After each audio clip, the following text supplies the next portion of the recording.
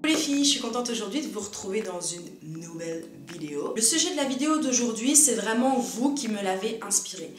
En ce moment, dans les messages privés, je reçois des petits messages de filles qui sont à un stade de leur apprentissage où elles vont devoir faire les ongles à des gens qu'elles connaissent pas et ça crée un stress qui est inévitable. Chaque fois je me dis mais comme je vous comprends mes petites bichettes. Je voulais faire cette vidéo pour partager un peu avec vous les petites astuces et les petits conseils que je peux vous donner pour surmonter cette étape au mieux. Honnêtement c'est encore un sentiment que moi j'ai aujourd'hui. Donc la première chose à vous dire déjà c'est qu'il y a une première fois à tout et que généralement la première fois c'est jamais généralement la meilleure.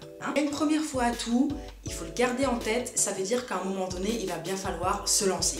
Mais pour pouvoir se lancer dans des conditions où on est quand même à l'aise, où on fait pas n'importe quoi non plus, j'ai peut-être quelques astuces à vous donner qui peuvent vous aider. Comme la première, c'est d'acheter une main d'entraînement. Alors je sais qu'au début ça peut paraître un investissement parce qu'il y en a qui coûtent quand même presque une centaine d'euros. Honnêtement c'est un investissement qui vaut le coup. Encore aujourd'hui je m'en sers et je sais que je vais continuer à me servir de ma main d'entraînement mais encore pendant des années jusqu'à ce qu'en fait que j'en rachète une nouvelle. Mais je sais que j'aurai toujours une main d'entraînement dans mon tiroir pour tester mes produits, tester des formes, m'entraîner, voilà. Investir dans une main d'entraînement. Et ça va vous permettre aussi de prendre l'habitude de faire les mains à quelqu'un, avoir la main dans ce sens-là en fait, et de pratiquer comme ça, de ne pas pratiquer sur nous. Au début c'est quelque chose qui est déstabilisant parce qu'on n'a pas l'habitude d'avoir une main qui est en face. Ensuite bien sûr, faites-vous vos ongles à vous-même avant. Faites-vous vos ongles encore une fois pour acquérir de l'expérience, s'entraîner sur les formes, etc. Et en plus de ça, ça vous permet d'être conscient de la sensation que ça fait à chaque étape. Ça veut dire que vous saurez qu'est-ce que ça fait de passer un petit embout à cuticule sur l'ongle naturel, de ne serait-ce que passer la lime sur l'ongle naturel, peu importe, mais en tout cas vous êtes consciente de la sensation que ça fait. Même si en soi chaque personne est différente, chaque personne a sa sensibilité, mais le fait de pratiquer sur vous vous permettra d'être déjà plus conscient de ce que vous faites ressentir aux autres. Ah mais c'est chiant! Ma lumière fait des flashs. Et ensuite on arrive à un stade où on commence à avoir l'habitude de se faire les ongles. On n'a pas trop de décollement, pas trop de casse, il nous en reste encore un petit peu, mais on sent qu'on doit aller plus loin dans notre apprentissage pour progresser. Quand vous sentez ça, les filles, c'est que c'est le moment pour que vous vous lanciez à faire les ongles à quelqu'un d'autre que vous ou qu'à votre main d'entraînement. Quand vous sentez ce petit truc au fond de vous, et je suis sûre que vous allez le sentir ou que vous le ressentez au plus profond de vous-même, si vous sentez que vous devez aller plus loin dans votre apprentissage, c'est que c'est le moment pour commencer à faire les ongles aux gens. Donc à ce moment-là, on peut entamer la phase 2. Et donc la phase 2 c'est quoi? C'est justement de commencer à faire les ongles à quelqu'un d'autre.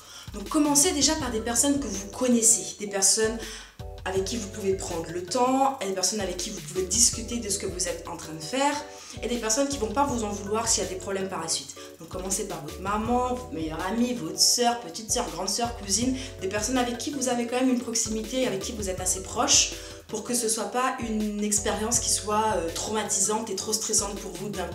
Le deuxième conseil que j'ai à vous donner par la suite, c'est de commencer par des choses simples. Ne commencez pas à vouloir faire une extension stiletto longue comme ça, ça sert à rien. Commencez ne serait-ce que par une pose de semi-permanent.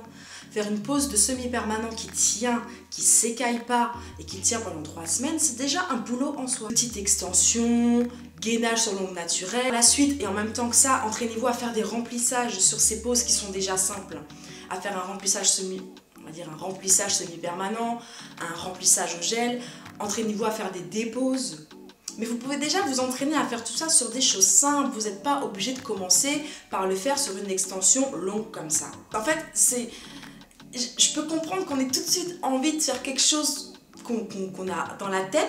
C'est pas qu'on a envie de brûler des étapes, mais on aime bien tout de suite voilà, faire quelque chose qui claque entre guillemets. Ce que vous faites, ça peut vous mettre limite plus de bâtons dans les roues et vous créer plus de stress que si vous faisiez juste un petit gainage propre, vous vous entraînez à ça.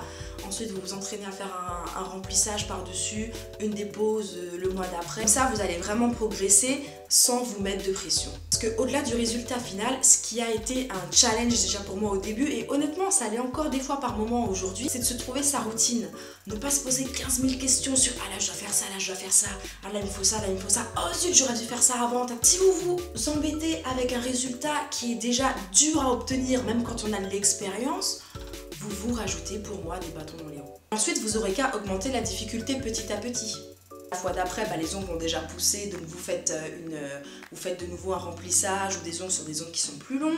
Et 1, 2, 3 modèles gainage semi-permanent, prenez-en une pour faire une petite extension. Ensuite, par la suite, prenez-en une autre pour faire une plus grande extension.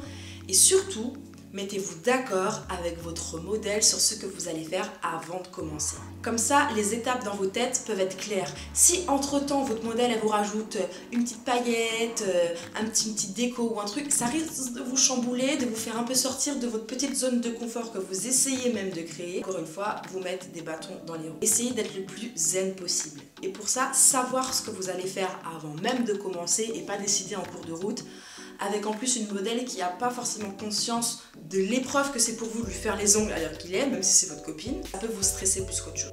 Ensuite, une fois que cette étape-là est à peu près passée, on va dire, et que vous commencez à chercher des gens pour réaliser des extensions ou des poses sur des gens que vous ne connaissez pas, l'autre conseil que je peux vous donner, demandez un petit 10 € aux personnes à qui vous faites les ongles. En gros, demandez 10 € au modèle à qui vous faites les ongles et sur qui vous vous entraînez. Pour plusieurs raisons. Première, évidente, c'est que ça vous compense l'achat de vos produits. Parce que ça, pareil, j'en étais pas encore vraiment consciente au début, mais ça vous permet surtout de racheter le consommable que vous utilisez. Racheter des lignes neuves, racheter des gels de construction. Et il y a un autre truc qui va se passer, c'est qu'à force de faire les ongles aux gens, vous allez vous rendre compte de ce qui vous manque réellement. Les petits 10 € là que vous allez prendre à gauche à droite, ça va éventuellement vous permettre de racheter un petit embout de ponceuse, de tester un nouveau gel de base, de tester une nouvelle finition, de racheter 1 ou 2 couleurs en plus.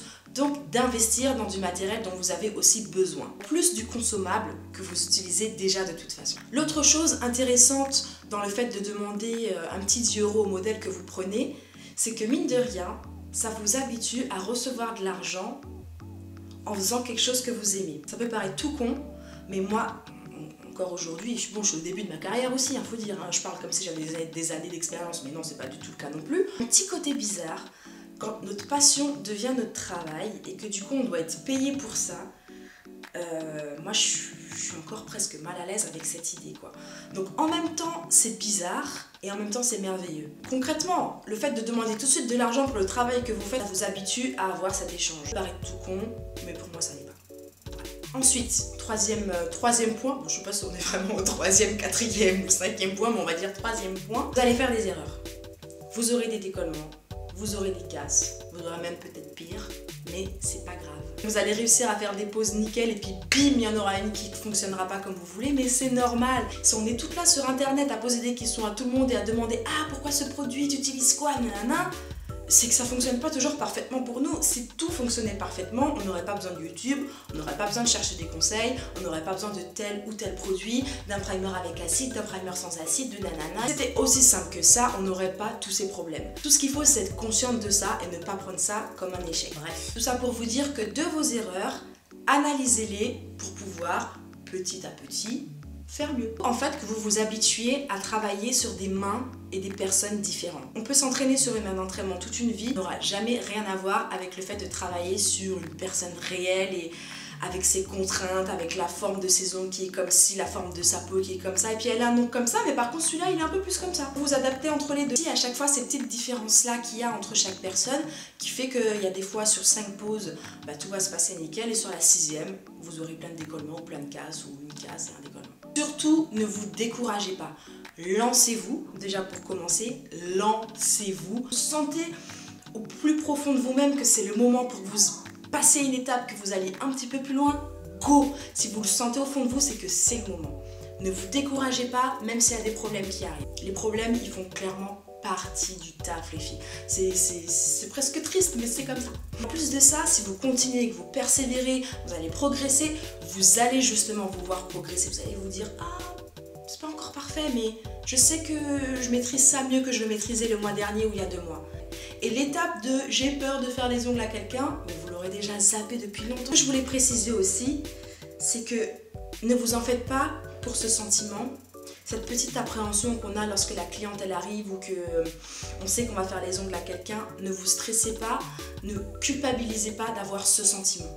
Parce que je pense que ce sentiment, il part presque jamais, à moins qu'on ait une confiance en soi extrême. On travaille sur les mains des gens, on peut blesser, on peut...